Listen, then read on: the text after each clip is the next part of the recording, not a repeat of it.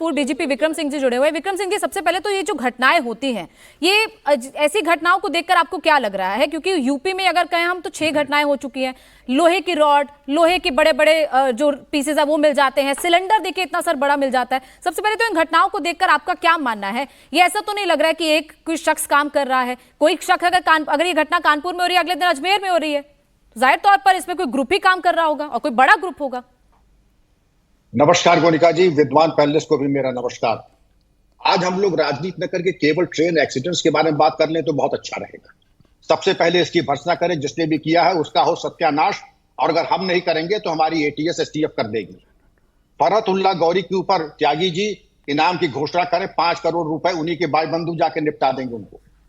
और train accidents में भी कर दीजिए, 1 करोड़ का इनाम उन्हीं के भाई बंधु लाके पुलिस के सामने हवाला कर देंगे। एरियल रिकॉग्निजेंस, आर्टिफिशियल इंटेलिजेंस की हम बात कर लें, जाहिर है कि एक पैटर्न है और आईएसआई के फुटप्रिंट साफ दिखाई पड़ रहे हैं। फुटप्रिंट्स कैसे दिखाई पड़ रहे हैं वो मैं आपको बताता हूं।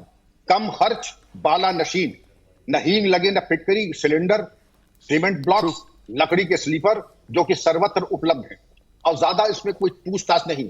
अभी हाल ही में एक लड़का पकड़ा गया था, नाम नहीं लूंगा वरना फिर उसकी आलोचना होगी कि एक पर्टिकुलर नाम आप ले रहे हैं। एक सिलेंडर रख रहा है, मुर्गा रख रहा है और पकड़ा जाता है। यह खेल तमाशे का एरिया नहीं है।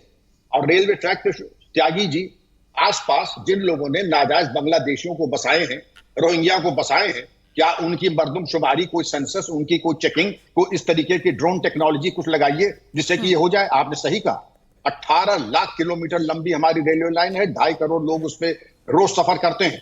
लेकिन जहां इच्छा शक्ति हो आप पूरी तरीके से कर सकते हैं।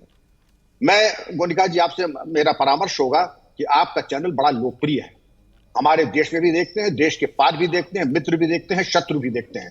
तो हमारे इन्वेस्टिगेशन टूल्स के बारे में हम खुलासा ज्यादा ना करें, राइट टू नो और नीड टू नो बेसिस पे हम लोग कार्रवाई करें। और इसके अलावा जो हम कर रहे हैं कोई रनिंग कमेंट्री इन्वेस्टिगेशन की नहीं दी जा सकती है। मैं आपको आश्वस्त करना चाहूंगा, इसके पहले भी बड़े बड़े ट्रेन एक्सीडेंट्स हमने देखे हैं, उनका सफल अनावरण हुआ है, और उनकी खातिर तवाज़ो जब होने लगती है तो पूरा ग्रामोफोन का रिकॉर्ड बजने लगता है। वारिस पठान साहब के ऊपर पत्थर चला है, अत्यंत आपत्तिजनक है, और मैं इसकी भर्त्सना करता हूं जो है गिरफ्तार किए जाए। लेकिन मेरे ऊपर 3 बार गोली चली है, मैं उसका कोई महिमा मंडित नहीं कर रहा हूं। लेकिन अगर किसी महत्वपूर्ण व्यक्ति, वारिस पठान साहब राष्ट्रीय स्तर के नेता, पत्थर को आपने समझ क्या रखा?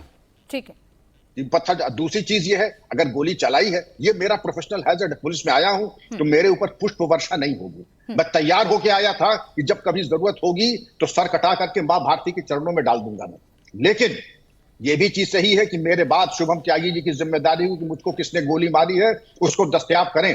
वारिस पठान साहब के ऊपर किसी ने पत्थर मारा है, अकबरुद्दीन साहब, ओवैसी साहब को पत्थर, वो गिरफ्तार नहीं होगा, सब गिरफ्तार होंगे।